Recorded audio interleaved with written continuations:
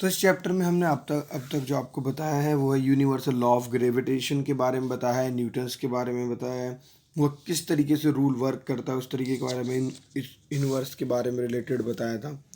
ठीक है, तो अब हम बात करेंगे किसकी, importance of the universal law of gravitation, कि इस लॉ का जो हमारा यूनिवर्सल लॉ ऑफ ग्रेविटेशन है इसका क्या इम्पोर्टेंस है।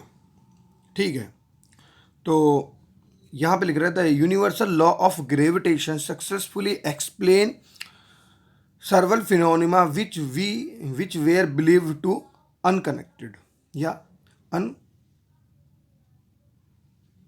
ठीक है, तो अनकनेक्टेड के बारे में बात करें, मतलब कि जिसके बारे में हमको जो हमारे चीज़ें हमको पता नहीं थी, universal law of gravitation successfully explain, उसने सक्सेसफुली इस चीज़ को एक्सप्लेन किया है, इस फिनोनिमा को। ठीक है, तो कौन कौन सा फिनोमिना को क्या है,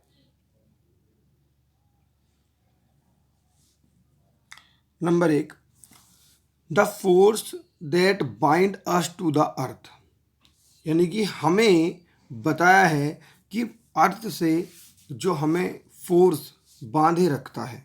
ठीक है, अर्थ से जो बांधे रखने वाला जो फोर्स है वो कौन सा, universal law of gravitation. Second, the motion of the moon around the earth, पर अर्थ के जो अराउंड में मोशन करता है मून, उसको कौन सा फोर्स बांधे रखता है। The motion of planet around the sun, और जो सन के चारों तरफ जो प्लैनेट्स घूमते हैं उनके बारे में कौन सा पावर है जो वो घूमते रहते हैं, इसकी वजह से घूमते हैं।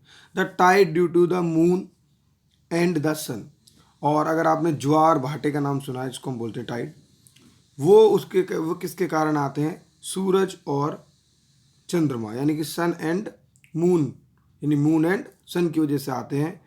और इसके लिए भी जो फोर्स रिस्पॉन्सिबल है वो है यूनिवर्सल लॉ ऑफ ग्रेविटेशन। तो ये एक सक्सेसफुल एक्सप्लेन करने के लिए जो इन्होंने रूल दिया था उसके 4 यहाँ पे पॉइंट दिए हुए हैं कि इनकी इम्पोर्टेंस क्या क्या है, यानी इन्होंने क्या इसको एक्सप्लेन किया। ठीक है, तो आई थिंक आपको समझ में आ गया होगा। आगे बात करते हैं, एक फ्री फॉल कंडीशन होती है। ठीक है, फ्री फॉल, तो फ्री फॉल क्या है इसके बारे में समझेंगे। तो फ्री फॉल यहाँ से हालांकि इन्होंने बहुत कुछ दे रखा है इसके बारे में।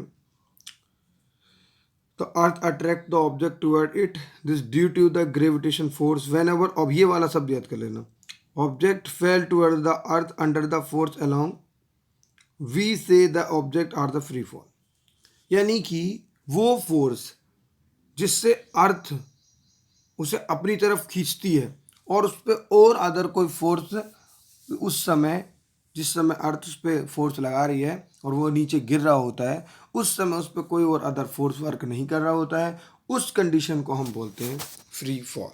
ये बहुत ही बेहतरीन है, यानी कि अगर आप छत से हो, छत पे खड़े हो और छत से कूद जाओ, और जब नीचे, मैं सिर्फ एग्जांपल बता रहा हूँ भाई, तो आप जब छत से कूदोगे नीचे तो उस टाइम पे जो फोर्स अर्थ की वजह से जो आप पे लग रहा है और बाकी कोई और फोर्स उस पर वर्क नहीं कर रहा है, तो उसको हम बोलते हैं फ्री फॉल।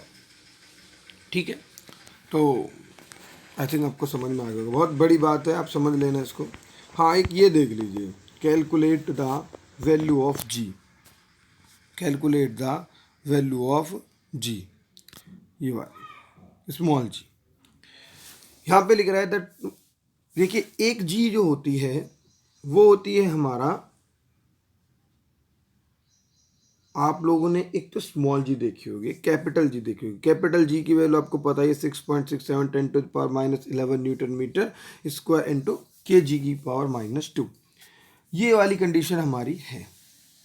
लेकिन एक होती है हमारा, जो हमारा स्मॉल जी होती है, तो स्मॉल जी जो है हमारा एक्चुअल में, उसको लोग बाग हिंदी में, मैं आपको एक थोड़ा सा एक क्लियर करना चाहूँगा। एक तो होता है हमारा, इंग्लिश में ही लीजिए, यूनिवर्सल ग्रेविटेशनल फोर्स। ठीक है, यानी एक तो होती है हमारी यूनिवर्सल ग्रेविटेशन यानी कैपिटल जी, एक होती है हमारी केवल अर्थ की ग्रेविटेशन, वो होती है हमारी स्मॉल जी। ठीक है, तो स्मॉल जी एक तरीके से हमारा एक्सिलरेशन होता है किसका, ग्रेविटेशन का। अब एक्सीलरेशन क्या होता है, चलो इसके बारे में किसी दिन बाद में ज़रूर बताऊंगा, लेकिन आप समझ लेना।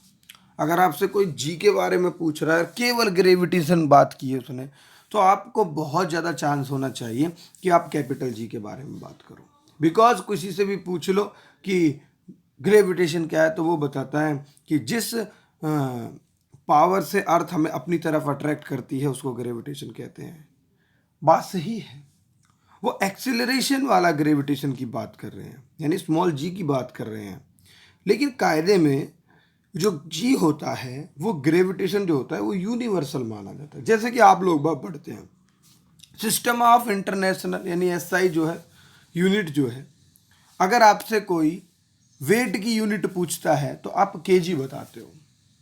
अब आप पाउंड नहीं बताते, बिकॉज क्योंकि पाउंड एक ब्रिटेन टाइप जो यूरोप के कंट्रीज हैं वो लोग यूज़ करते होंगे। बिकॉज अब कहीं भी अगर आप जाओगे और आपसे कोई वेट की यूनिट पूछेगा तो आप केजी, ग्राम यही बताओगे। क्यों?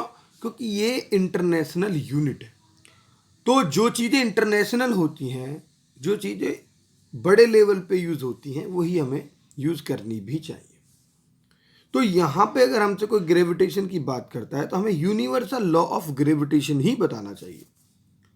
अगर आपसे कोई पूछे जी की वैल्यू तो आप बोलो कभी 9.8 मीटर, ये गलत है, क्योंकि 9.8 मीटर पर सेकंड स्क्वायर आप नहीं यूज कर सकते, बिकॉज केवल उसने ग्रेविटेशन बात करी, तो यूनिवर्सल लॉ ऑफ ग्रेविटेशन भी तो होगा। तो इसलिए आप ध्यान रखना इस बात का।